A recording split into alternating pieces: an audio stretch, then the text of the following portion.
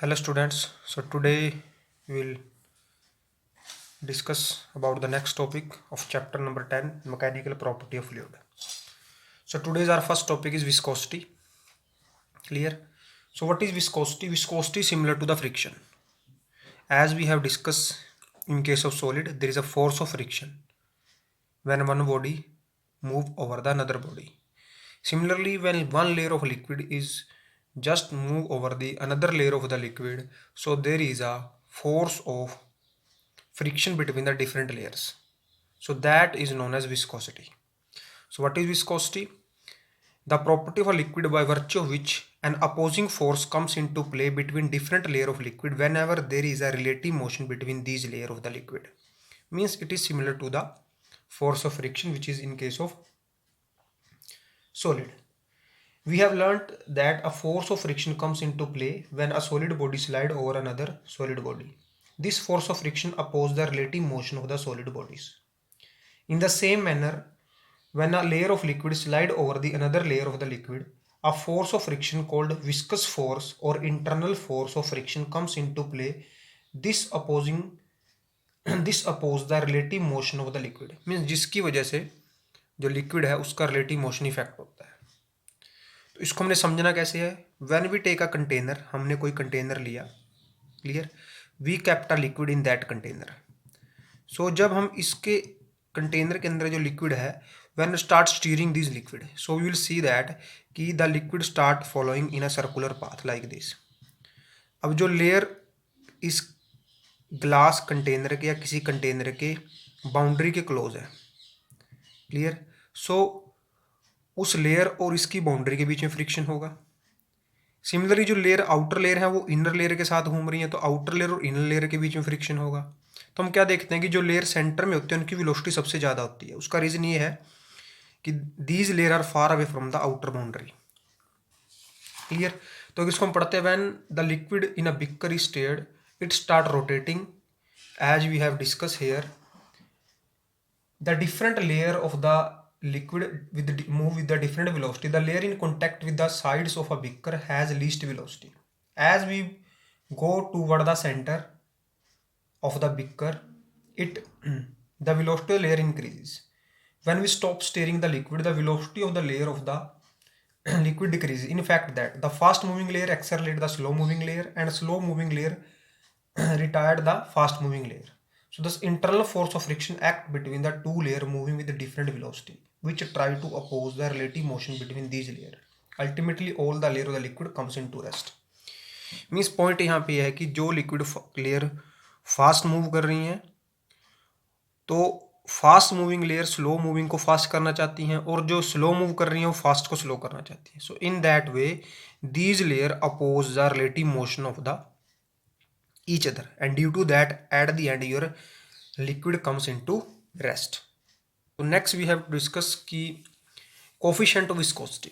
So here a diagram is drawn, so see that diagram. So we say that ki this is a fixed surface, ये कोई fixed surface है.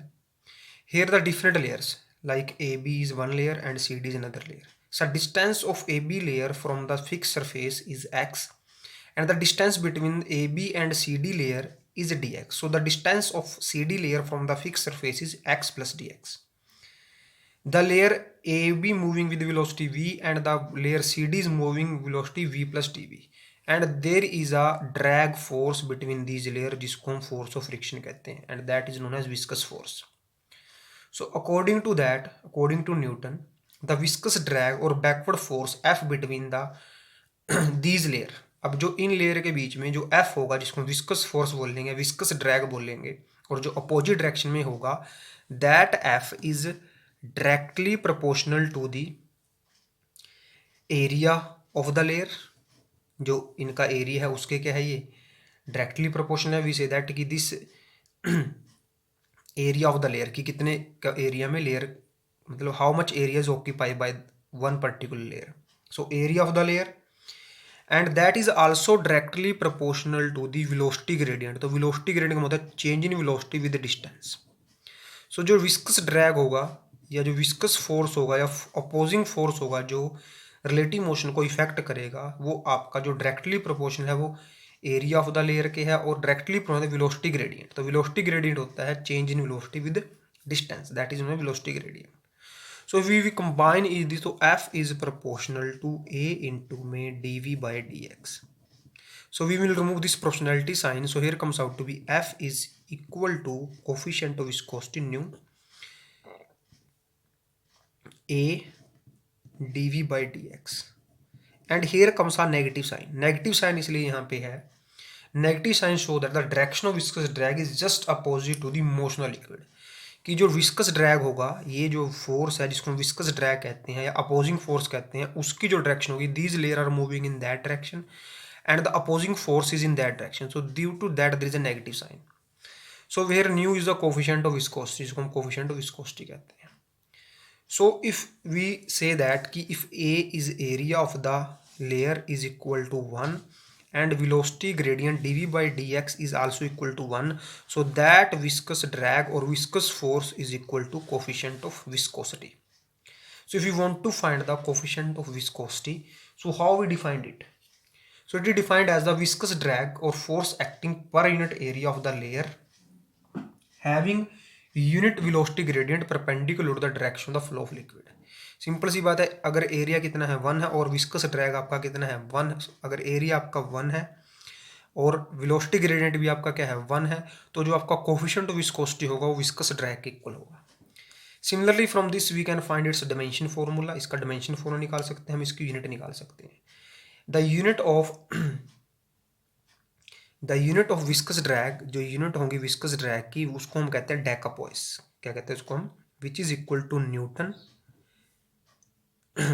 Second metre की power 2, which is known as डेकापोइस।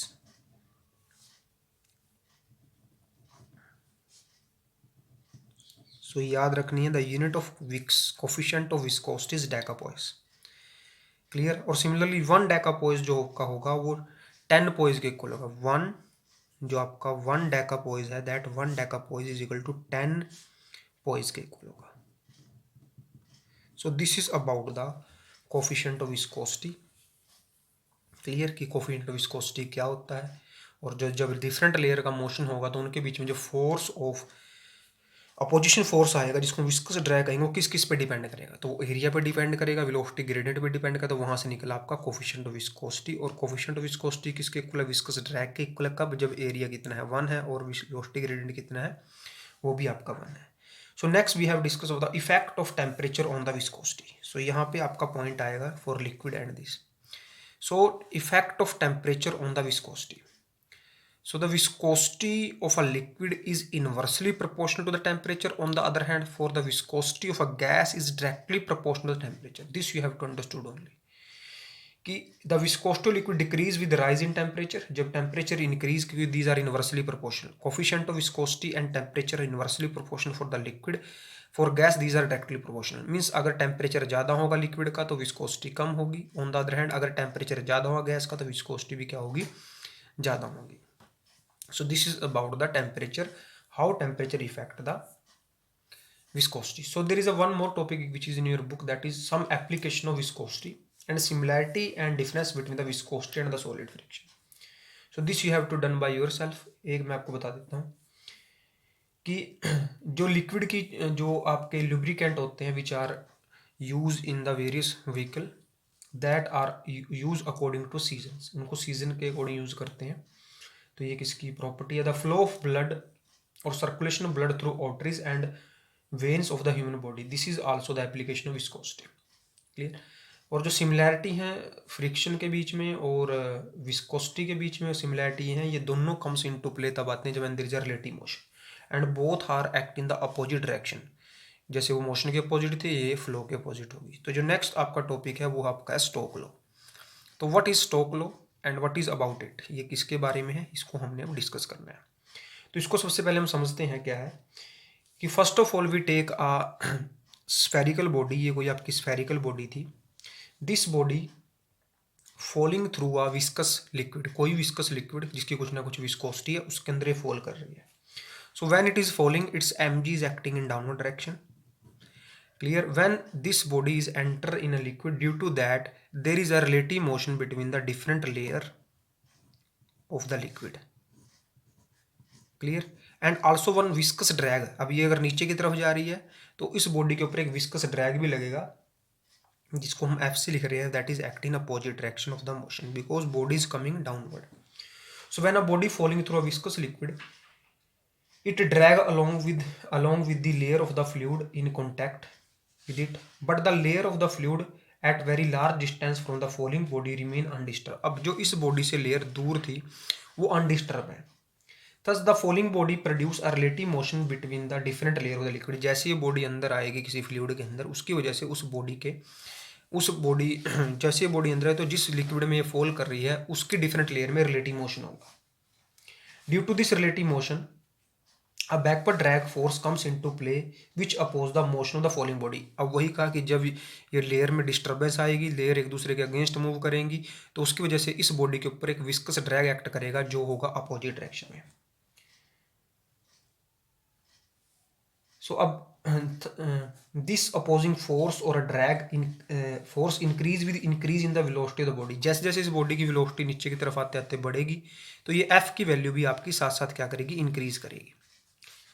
But हम क्या देखते हैं यहाँ पे, it is found that the body after attaining certain velocity, कि कुछ वेलोसिटी अटेन करने के बाद start moving the constant velocity. मान लो पहले क्या था, इसकी वेलोसिटी 2 थी, फिर 3 हुई, फिर 4 हुई, फिर 5 हुई, लेकिन जैसे बॉडी 5 पे पहुंची, 5 के बाद वेलोसिटी में इंक्रीज नहीं हुआ, वेलोसिटी जो आपकी होगी वो कांस्टेंट होगी। This uniform velocity the body while moving in fluid is called terminal velocity. इसको हम कह देंगे विद टर्मिनल वेलोसिटी। तो this velocity is represent by VT and this is not terminal velocity. पूरा कंक्लूजन क्या था यहाँ, ये कोई बॉडी थी जो किसी फ्लूइड के अंदर, जिसको हमने ड्रॉप कर दिया। So when this body is falling in a fluid, so due to the motion of that body the different layers of the fluid comes into the motion, and due to the motion of the layers there is a opposing force which is known as viscous drag comes into play.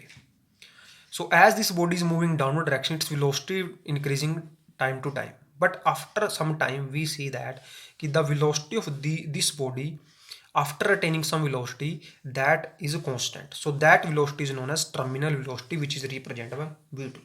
तो ये terminal velocity का क्या concept है, इसको हमने समझना है यहाँ पे। तो स्टोक प्रूव दैट कि जो विस्कस ड्रैग होगा जो किसी बॉडी के ऊपर एक्ट करेगा, this is a spherical body whose radius R. Clear. तो जो स्टोक था उसने प्रूव किया यहाँ पे कि the viscous drag act on a spherical body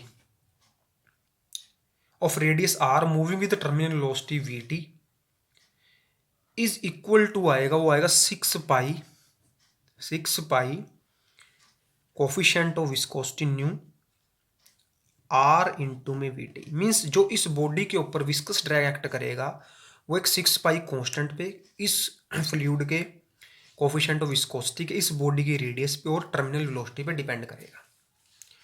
so ये हमने फिर डिमेंशनली प्रूव किया। ये स्टोक लॉ ही है। स्टोक लॉ ये कहता है कि when a body is drop in a liquid, viscous liquid, so a viscous drag on that liquid, this viscous drag is depend on the radius of the body, the coefficient viscosity of the liquid and terminal velocity. तो उस पर depend करेगा। तो ये हमने prove करना था। तो हमने प्रूव करने के लिए क्या किया, we will put the dimensional formula both side, dimensionally will prove it. So we know that the dimensional formula force is mlt-2। 6 pi is constant, so it is dimensionless, तो इसको हम छोड़ देंगे। सो आफ्टर दैट अब हम यहाँ से क्या निकाल लेंगे, कोफिशिएंट ऑफ विस्कोसिटी का डिमेंशन फॉर्मूला, रेडियस का डिमेंशन फॉर्मूला, वेलोसिटी का डिमेंशन फॉर्मूला। तो अब हमने यहाँ पे कह दिया कि इफ दिस फोर्स, इसको हमने डिमेंशनली लेके आना है कि एफ इस पे डिपेंड करेगा बाय यूजिंग डिमेंशन एनालिसिस। सो हमें यहाँ से कह दिया कि जो आपका एफ है that is proportional to R की power A which we have done in chapter, V T की power B and coefficient of viscosity की power C. So we write here K R raise to power A, V T raise to power B and this is C. Clear. So after that we will put dimension formula both side. So K is constant, we will taken as 1, तो उसको डिमेंशनलेस को छोड़ दिया हमने। तो सबसे पहले are, तो यहाँ पे आर का आया, तो आर की पावर जो आर है वो रेडियस है, तो उसको लेंथ में मेजर करेंगे, तो एल की पावर ए। सिमिलरली वेलोसिटी होगी LT-1, सो इसकी जो पावर आएगी वो आ जाएगी बी। जो कोफिशिएंट ऑफ विस्कोसिटी है उसका जो डिमेंशन फॉर्मूला होता है वो होता है आपका एम, एल की पावर -1, टी की पावर -1 और सारे की पावर आपकी आ जाएगी सी। So after that we will rearrange them. So here comes out to be m raised to power c, l raised to power a plus b minus c, and similarly the t raised to power comes out to be minus b minus c. Here is m raised to power 1, l raised to power 1, t raised to power minus 2. So we will compare it. So by comparing it we will compare c comes out to be 1, यहाँ से c आपका 1 आ जाएगा क्योंकि m raised to power c है, इधर 1 है. Similarly आपका a plus b minus c is comes out to be 1 and minus b minus c is comes out minus 2. So अगर यहाँ से कॉमन ले लेते हैं तो b plus c is equal to 2 आ जाएगा. So अगर b और c की वैल्यू हम यहाँ से लिख ही रहे हैं, c को अगर हम यहाँ से 1 पुट कर दें तो in that way by solving all these equations we will find that c already 1 है आपका, b हमने क्या निकाल लिया 1 निकाल लिया, b भी आपका क्या आएगा 1 आएगा. सिमिलरली जो a आएगा वो भी आपका 1 आ गया by solving these equation. So after that we will put on this. So f is equal to k, r का की पावर भी 1 आएगी, vt की पावर भी 1 आ गई और न्यू की पावर भी 1 आ गई. तो मीन्स जो आपका f है that f is equal to k r v new. So this k we taken as 6 pi. जो k है उसकी वैल्यू क्या ले ली हमने 6 pi. तो this k is equal to 6 pi. So जो आपका फोर्स आपका आएगा, जो ड्रैगिंग फोर्स था या विस्कस ड्रैग था, so ये जो आपका आ गया वो 6 pi nu r v t. So where is this V T is the terminal velocity. तो ये स्टोक, तो स्टोक ये कहता है कि जब किसी भी फ्लूइड के अंदर किसी स्पेरिकल बॉडी को हम इमर्ज करेंगे then that body start moving in downward direction, its velocity increases. After some time it attain a maximum velocity, afterward its velocity is constant. So a force or viscous drag act on that body, so that viscous drag is equal to 6 pi coefficient of viscosity r into t. So this is your Stoke law. So next आपका जो topic है, जो हमने ये terminal velocity की बात की थी वी टी और वी टी, तो next is expression for the terminal velocity. So next आपका जो टॉपिक है वो expression for the terminal velocity. So अभी थोड़ी देर पहले डिस्कस किया था हमने, when a body is drop in a viscous liquid और फ्लूइड इट फर्स्ट एक्सेलरेटेड, पहले उसकी वेलोसिटी में इंक्रीज आएगा, but after attaining the maximum velocity तो उसकी एक्सेलेरेशन जीरो हो जाएगी. अगर एक्सेलेरेशन जीरो है तो मीन वेलोसिटी कांस्टेंट है. So that velocity is known as terminal velocity. So अपने हम यहाँ पे कंसीडर किया है कोई स्पेरिकल बॉडी है, उसकी रेडियस r है. Clear. Falling through a viscous fluid having density sigma, कि ये किसी फ्लूइड के अंदर है, जो इस फ्लूइड है ये सिग्मा इसकी डेंसिटी है. And coefficient of viscosity of fluid is new, तो इसका जो कोफिशिएंट ऑफ विस्कोसिटी है वो न्यू है आपका. Let rho be the density of material of body, तो जो इस बॉडी की जो डेंसिटी है वो आपकी है रो. तो यहाँ पे दो है, सिग्मा फ्लूइड की डेंसिटी है और रो आपकी बॉडी की डेंसिटी है, आर इसकी रेडियस है. So after that we know that the various force act on that body. तो पहला फोर्स तो यह है कि जो इस बॉडी का वेट है वो एक्ट करेगा डाउन डायरेक्शन में, जिसको बोलेंगे एम जी. तो M G is acting in downward direction. अब जैसे ये बॉडी नीचे की तरफ आएगी तो इस बॉडी के ऊपर एक क्या लगेगा, अप थ्रस्ट लगेगा. क्या लगेगा इस बॉडी के ऊपर, अप थ्रस्ट, जिसको हम टी से लिखते हैं टी. सो दूसरा, ये बॉडी नीचे की तरफ जा रही है तो इसके ऊपर एक विस्कस ड्रैग भी लगेगा. तो विस्कस ड्रैग की डायरेक्शन में क्या होगी, वो भी होगी अपोजिट टू इट्स मोशन. तो बॉडी कहाँ रही है, नीचे आ रही है, तो विस्कस ड्रैग भी कहाँ लगेगा, ऊपर की तरफ लगेगा. So there act are 3 force on that. Its weight is acting in downward direction, that is up thrust which we have discussed in the chapter number 9, and the viscous drag which we have discussed previously. So if you want to find that the net force act on that body, इस body के ऊपर net force क्या लगेगा. Clear. So when the body attain term, जब ये body terminal velocity attain कर ले, इसकी वेलोसिटी कांस्टेंट हो जाएगी, तो जो नीचे की तरफ लगने वाले फोर्स है वो ऊपर की तरफ लगने वाले फोर्स के बराबर हो जाएंगे. तो अगर हम यहाँ पे देखें कि जो डाउन साइड जो फोर्स लग रहे हैं वो कौन कौन सा लग रहा है, वो लग रहा है M G. In upward direction there is a 2 force, one is up thrust and second one is viscous drag. So now what we have to do, हमने कुछ नहीं करना, हमने यहाँ पे दोनों इन तीनों की वैल्यू को पुट करना है. हमने यहाँ पे अप थ्रस्ट की वैल्यू को पुट करना है, हमने यहाँ पे विस्कस ड्रैग की वैल्यू को पुट करना है. So we know the up thrust को भी हम जानते हैं. तो टी आपका अप थ्रस्ट है, जो टी अप थ्रस्ट था उसको हम लिख के आते V rho G is the value of up thrust. Similarly viscous drag हम पीछे लिखे हैं, that is 6 pi coefficient of viscosity and velocity, this which is terminal velocity and radius of the body, ये हम पीछे लिख के आए हैं. और हेयर इज एम जी, तो एम जी की वैल्यू हम आराम से निकाल सकते हैं. तो अब इनको one by one we will find it और put it in it, then what we find that कि what is the last result, कि what is the value of coefficient sorry terminal velocity का रिजल्ट क्या आएगा। तब से सबसे पहले हम निकालते हैं, यहाँ से वैल्यू निकालते हैं हम। सबसे पहले we will find the value of M G, जो हमने निकाले डब्ल्यू की वैल्यू। तो जो डब्ल्यू है वो आपका एम जी के इक्वल है, तो मास तो हमें पता नहीं, लेकिन हम volume, there is a relation density is mass upon volume. तो here from here we will find the mass, तो मास की वैल्यू आ जाएगी वॉल्यूम इनटू में डेंसिटी इनटू में ग्रेविटी। अब जो वॉल्यूम है, जो वेट है इस बॉडी का है, ये तो इसकी डेंसिटी क्या रो है, इसलिए मैंने यहाँ पे रो लिखा है। तो वॉल्यूम कैसे बड़ी स्पेरिकल बॉडी है, तो इसकी वॉल्यूम हो जाएगी 4/3 pi R cube rho G. तो we will put here, so here the value comes out to be 4/3, the value comes 4/3 pi R cube rho G is equal to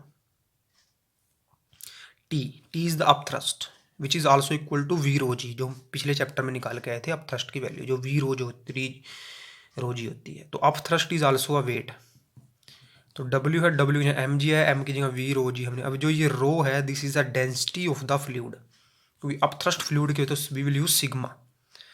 so here I am writing the value of T V is the volume, V आपकी क्या होगी यहाँ पे volume हमने लिखनी है यहाँ पे।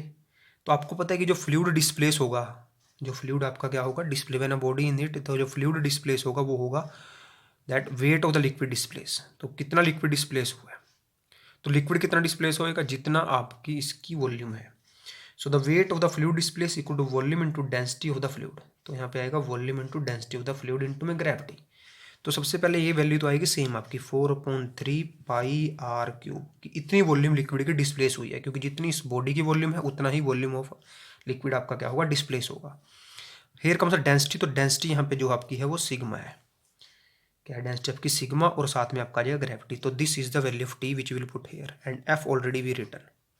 सो अब यहाँ पे जब वैल्यू पर पुट करेंगे तो that is 4/3 pi R cube sigma G is equal sorry plus 6 pi coefficient of viscosity V T into R. So हमने ये वी टी निकालना है टर्मिनल वेलोसिटी, तो इसको हमने करना है रीअरेंज। तो इस पूरी टर्म को उठा के दूसरी साइड ले जाएंगे तो आपकी वैल्यू आ जाएगी 4/3 पाई आर क्यूब, आपका कॉमन आ जाएगा, तो अंदर आपके पास बच गया जी भी साथ में कॉमन आ जाएगा, तो अंदर आपके पास जो बची वैल्यू वो आपकी आ गई सिग्मा माइनस रो।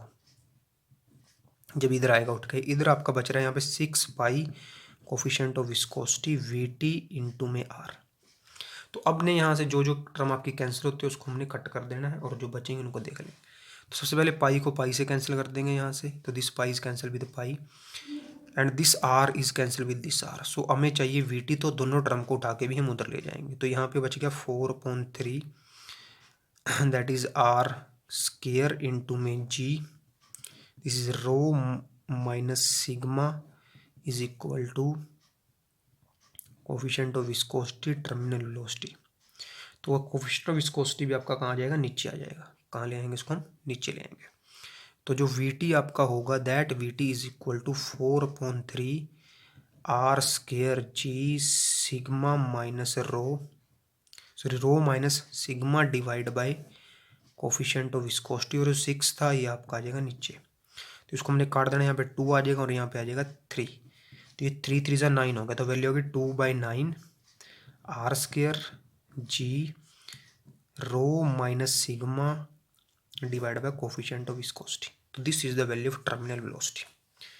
ठीक है, तो अब टर्मिनल वेलोसिटी डिपेंड किस किस पे करती है, the terminal velocity of body depend on the radius of the body. तो एक तो देखो यहाँ पे आर है तो रेडियस पे डिपेंड करेगी, दूसरा कोफिशिएंट ऑफ विस्कोसिटी के इन्वर्सली प्रोपोर्शनल आएगी, और तीसरा दोनों ही बॉडी की और लिक्विड की डेंसिटी पे डिपेंड करेगी। So this is your expression for the terminal velocity.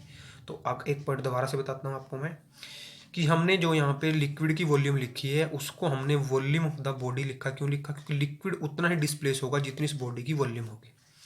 So next आपका है Reynold number is your next topic. So what is Reynold number, so in Reynolds number, in this Reynolds number we will discuss about the critical velocity. जो Reynold number है इसके अंदर हम critical velocity के बारे में बात करेंगे। अब what is critical velocity, we have discussed terminal velocity. अब ये नया टॉपिक है क्रिटिकल वेलोसिटी। सो जो आपकी क्रिटिकल वेलोसिटी होती है, it is the velocity of the flow of liquid through a pipe which is used to determine about that flow is streamline और turbulent flow. तो जो क्रिटिकल वेलोसिटी है, ये वेलोसिटी की वो वैल्यू है जो हमें ये बताएगी कि कोई भी आपका जो फ्लो है वो एक स्ट्रीमलाइन फ्लो है या फिर एक ट्यूबुलेंट फ्लो है।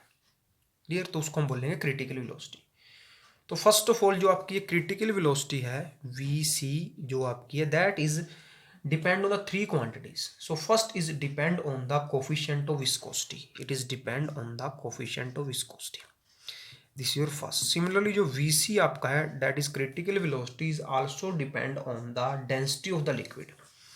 Clear? If row is the density, depend on the density. And similarly any fluid that is flow through a tube, तो उस ट्यूब के वो डायामीटर के भी डिपेंड करती है, दिस इज सेकंड।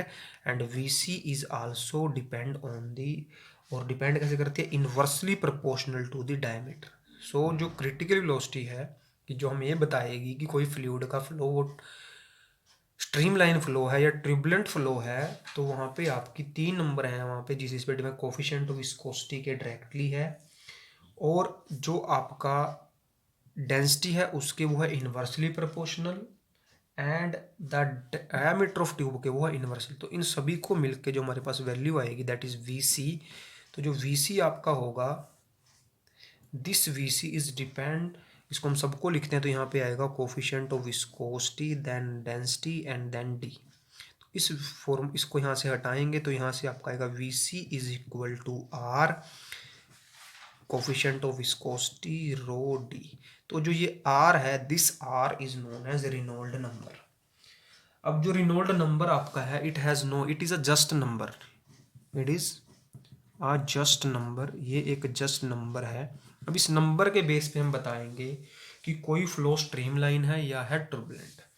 तो if R is less than 1000, अगर आर की वैल्यू आपकी लेस देन 1000 है तो आपका जो फ्लो होगा वो आपका स्ट्रीमलाइन होगा। If your R is greater than 2000 the flow is turbulent. Clear? If R is greater than 2000, अगर लेस देन 1000 है तो आपका फ्लो है streamline. So if it is greater than two, that is turbulent flow. Clear?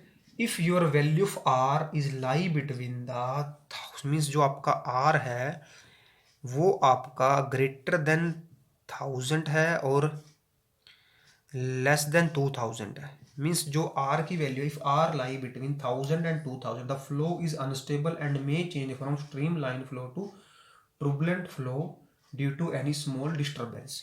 कि अगर आपकी are की value 1000 से बड़ी है और 2000 से छोटी है, तो इस केस में आपका फ्लो स्ट्रीम लाइन से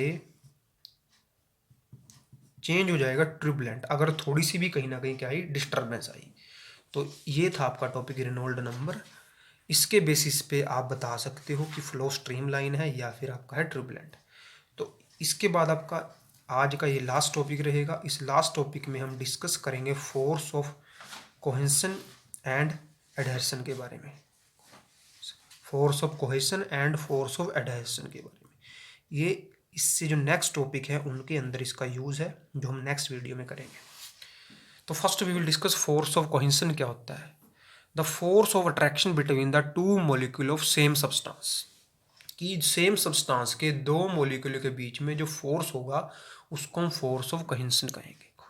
अब इसका मतलब क्या है कि कई बार आपने देखा होगा कि जब दो ग्लास होते हैं, कि एक ग्लास के अंदर जब दूसरा ग्लास, मान लो this is your first glass and one another glass is in it, और it is quite difficult to take out this glass. So this is due to the force of attraction between these two glasses. So this force is known as force of cohesion.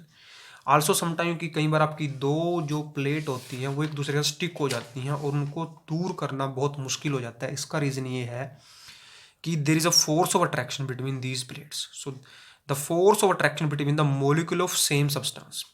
Similarly जो mercury होता है उसको बहुत मुश्किल है to break down to small droplet. This is because large cohesive force between the molecule of mercury.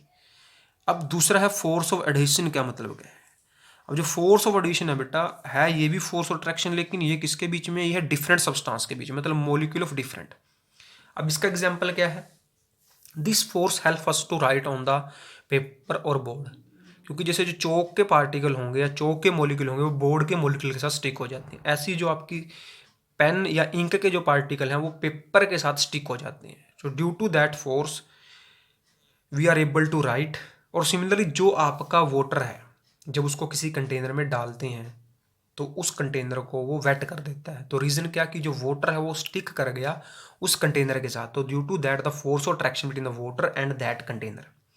Fevicol and gum are use to gluing two surface together because of coursework. अब किन्हीं चीज़ों को जोड़ने के लिए जो हम फेविकोल वगैरह का यूज़ करते हैं तो वो भी एग्जाम्पल है फोर्स ऑफ एडिशन का।